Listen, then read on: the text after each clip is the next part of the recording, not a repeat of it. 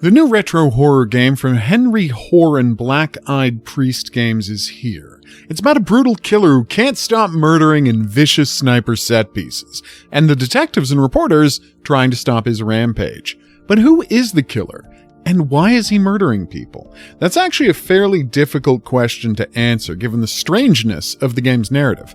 So let's go over what happens from level to level, then dig in and attempt to figure out what's going on in the sniper killer's story.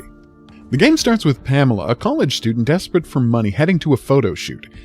It turns out that she's been hired by Dr. Frankenstein, who wants her to act out his persecuted life and flight from Germany so that he can take pictures of it. Why? Who knows? It's a strange game. The photo shoot is interrupted by someone at the door. Then the lights go out, and Pamela is executed at point blank by someone wielding a sniper rifle. What happened to Dr. Frankenstein? We don't know. He's probably not dead, though, as only Pamela is mentioned as having been killed at the photo shoot murder scene. So who killed her? Good question. More on that later. The sniper killer returns to his home, holding a sniper rifle. He places it on a rack and is free to explore his home, which is a hovel filled with garbage. He talks about working for the government, and there's a message on his answering machine from someone called Jeff. According to the message, he's concerned because the sniper killer recently quit his job at a factory where both men worked. Sniper killer thinks to himself that this was a cover, but can't understand how this Jeff could have gotten his phone number at this safe house. Then the sniper killer's control calls with a new job. Head to a local carnival and await instructions. At the carnival, he's told to execute someone dressed in a werewolf costume. According to the control, the werewolf is a spy, just like the person he killed last week. After killing the werewolf, the sniper killer escapes, and the police arrive to investigate the crime. Also arriving at the scene are Gail and Clyde, student journalists looking into the death of their friend Pamela from the opening. They suspect that the murders could be connected, but other than the fact that both were committed with sniper rifles, there's nothing linking them. Pamela then gets a call on a payphone as she's headed out of the carnival. A voice on the phone tells her to meet them at 2 a.m. on 7th Street. After getting off the phone, she runs into Detective Carmody, who's also working on the case, and gives her his card. On 7th Street, the reporters are ambushed, with Clyde being killed instantly by the killer's first shot. Gail flees into the subway and hides in the bathroom, where the killer chases and almost catches her, but then leaves after getting a call on his radio. Gail then calls the number on Carmody's card, which winds up connecting her to the same people she talked to on the payphone earlier, not that she notices. She then gets onto a subway car and is executed by the killer. The sniper killer returns to his home and uses the bug spray to kill some bugs and worms. Then he runs into his neighbor, a mysterious Wilson-type figure who stays on the other side of a fence, claiming that he lives in the woods. It's a deeply strange scene. The sniper killer then gets another assignment: kill 2 people in rapid succession. The game then puts the player in control of Tiffany, a woman coming home to her nice apartment in the quickly gentrifying section of town. She goes out onto her balcony and winds up sniped by the killer, who then tries to rush over the rooftops to his next victim, but winds up falling into an alley, and forced to head up the stairs through a bizarrely placed motel in order to get to the water tower he shoots his next victim from. Detective Carmody arrives soon after to investigate the crime scene, and finds the hotel's security camera footage that must have the sniper killer on it since he walked right through the lobby. But we're not going to get a look at the footage for some time. In an interesting twist, while looking for the killer's shooting platform, Carmody encounters this strange man who talks about an experience where a bizarre weirdo appeared in his apartment right after he'd finished showering. He describes the man as having black eyes with white voids in the middle, which is just what the sniper killer's neighbor looks like. The sniper killer goes after a homeless man next, killing a few security guards before using a dropped sign to knock over a trash can, setting his target on fire. One of the security guards briefly survives, just long enough to describe the killer as not having a face, instead possessing a blur where it should be. Detective Carmody investigates the scene, running into the blind proprietor of a magic shop, who points him in the direction of the falling sign. Is it magic, or did he hear the bullet hit the metal and dislodge the sign? Carmody investigates the shooting position of the killer, and winds up wandering into a bizarre hellscape full of fleshy mannequins and what might be killers from other games in this series. After killing them, he encounters a junkie who claims that something came out of the walls. Then Carmody collapses and wakes up in a coffin, rescued by the Magic Man. He heads back to the police station and reports about the strange incident, but no one can find any trace of the people he's supposed to have shot underneath the factory. Meanwhile, the sniper killer heads out to a graveyard to kill a bunch of teens partying at the end of the school year. On the way there, he murders a few people camping by the river, justifying it by claiming they might interfere with his mission, despite having no reason to think that. At this point, he's just really getting into the murder. After killing the teens, he encounters the strange man from Bloodwash, but leaves him alive and able to go to the graveyard. Back at his home, the sniper killer discovers that his shower is leaking, and heads out to the shed to find some tools. There he encounters his neighbor again, and for the second time, it's a deeply strange interaction, most notably because the neighbor appears to know about the people giving the sniper killer orders. He refers to the controller as him with a capital H, which is how gods are referred to in print. Also strange? There's now a grave, complete with headstone, dug in the sniper killer's backyard. Who is this for? The body in the freezer that we can't get open? The sniper killer's mother who was worried about getting cancer from the microwave? He refers to her in the past tense, so she's almost certainly dead, but we can't say if it's her in the freezer. As if things weren't strange enough already, a package is waiting for the sniper killer at his front door. Before he can open it, he gets a call which proves to be nothing more than the sounds of screaming and static. After hanging up the phone, he discovers that the package has been opened, and all that's inside is a note saying, "You let it in." Back at the police station, Carmody has another episode of being pulled into the strange dimension where he fought the figures. This time, it's in the police station. He's also questioned harshly by the chief, who doesn't like that he made a false report about getting into a fight with some hobos. Carmody then goes to investigate the strange man from the graveyard bridge, who has no information to offer, but reveals that he has no eyes under those bizarre glasses. Then it's back to the sniper killer, who murders a bunch of construction workers on his way to his next assignment, blowing up a trailer park, killing everyone inside. In his office, Carmody finally has access to the security footage of the sniper killer, although it proves to be extremely strange. His face is almost featureless, other than the gaping black voids where his eyes should be. Turning off the tape, Carmody is surprised by the ghosts of some of the sniper killer's victims, only their faces are stretched out, and they have the same black eyes with white pupils that the weird man described and the neighbor possesses.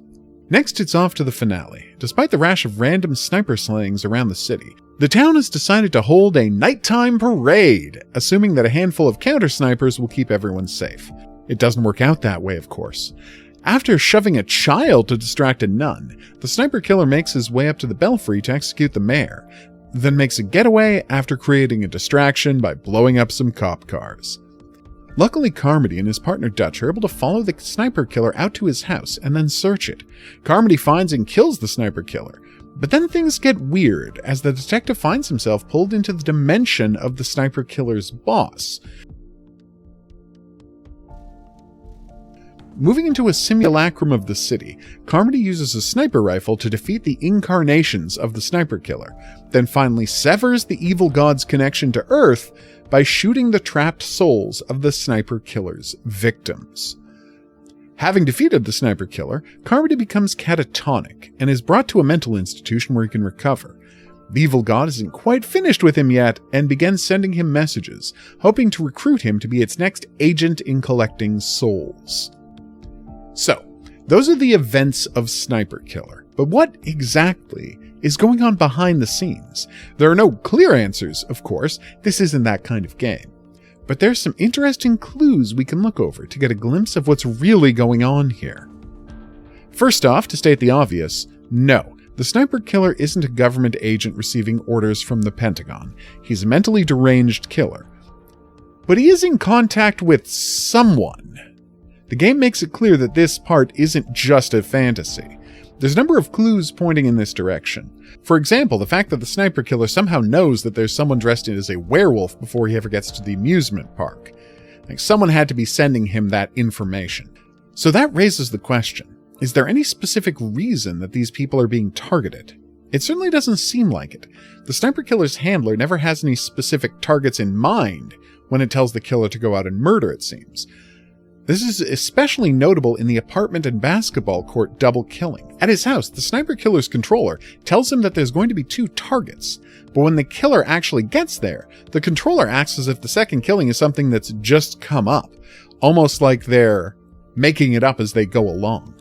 Which is likely what's happening. The controller just needs bodies, and so it uses the idea of a secret mission as a way of motivating its tools to commit murder. This is a pretty clever trick for a demon, really. There exists a general acceptance in society that the government is entitled to kill people whenever it deems it necessary. Through the lens of a government agency, human sacrifice is just everyday business, which makes it the perfect delusion for a demon to exploit. This raises the question, who is the sniper killer? There's a clue to figuring this out, but you have to wait until the end of the game to see it. To understand the clue, though, we have to ask the related question, who is Jeff? Every time the sniper killer returns home, there's a message for him on his answering machine. It's from Jeff, his old work buddy, growing increasingly desperate about the killer's reluctance to call him back. The messages start out casual enough, but grow increasingly concerned over the course of the game, with Jeff implying that he knows something terrible is going on, and warning the sniper killer that only by getting in touch can he avoid disaster.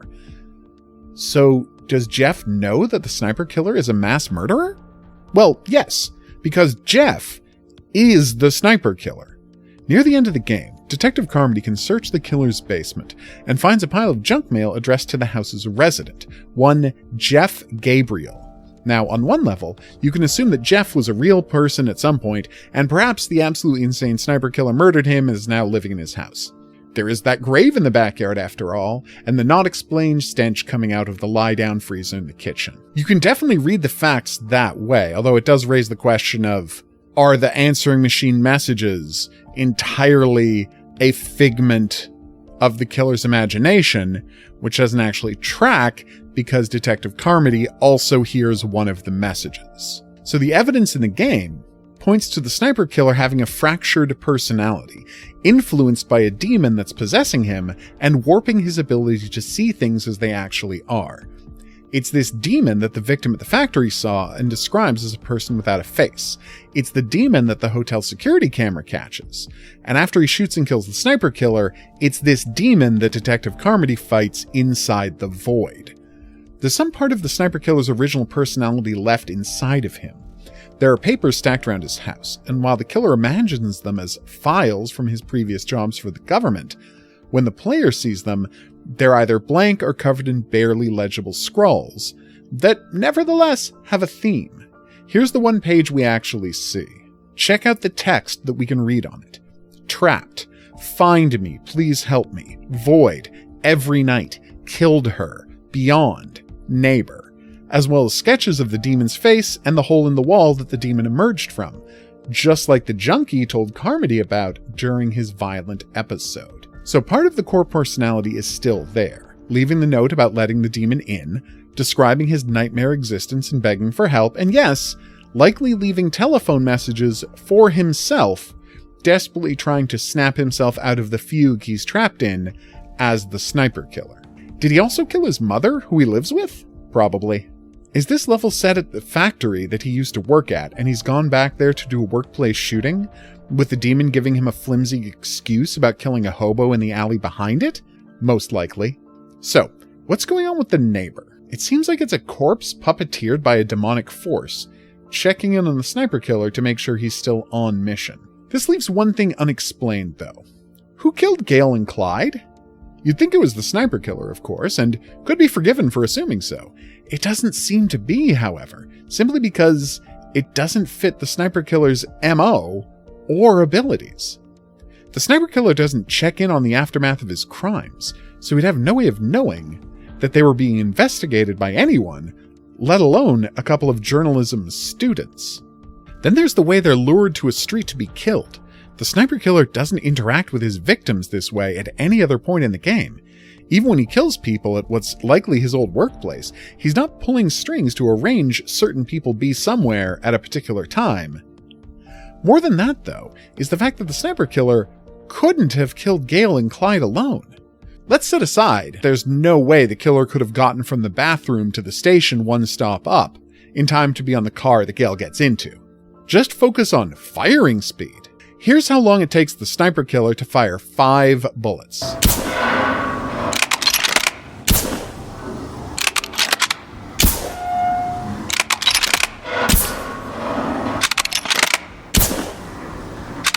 After Clyde is shot, Gale runs for the subway tunnel, and in the 10 seconds between her leaving cover and the killer stopping shooting, he gets 13 shots off.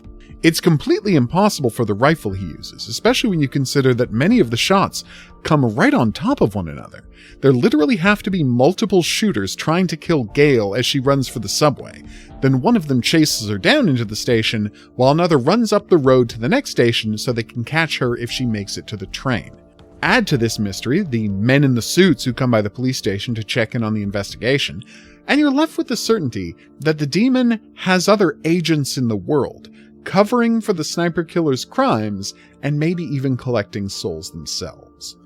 So that's what's going on in Sniper Killer. It's strange and off-putting, and a game that anyone with a strong stomach should play for themselves. Also, I absolutely love the part where they redid the look out behind you scene with the detective after first doing it with Gale. That was great. Also, one final question. Did Sniper Killer actually kill Pamela at the start of the game? It's weird that Frankenstein didn't also get killed, and more importantly, the killer takes a Polaroid of her dead body, something we never see the Sniper Killer do for the rest of the game, and the picture never shows up in the Sniper Killer's house. Maybe it's him, but then again, the changes in his MO seem a little weird. I've been the Hidden Object Guru. Thanks for watching. If you had a good time and you'd like to see more of this, buttons coming up to help with that. Questions, comments, suggestions for other games I should take a look at, go in the comments section below the video. We'll see you back here. Play my game, Clown in the Woods, at itch.io for free. And of course, we're going to see you back here for more videos about horror games very soon. But until then, I'll say that's right. Au revoir.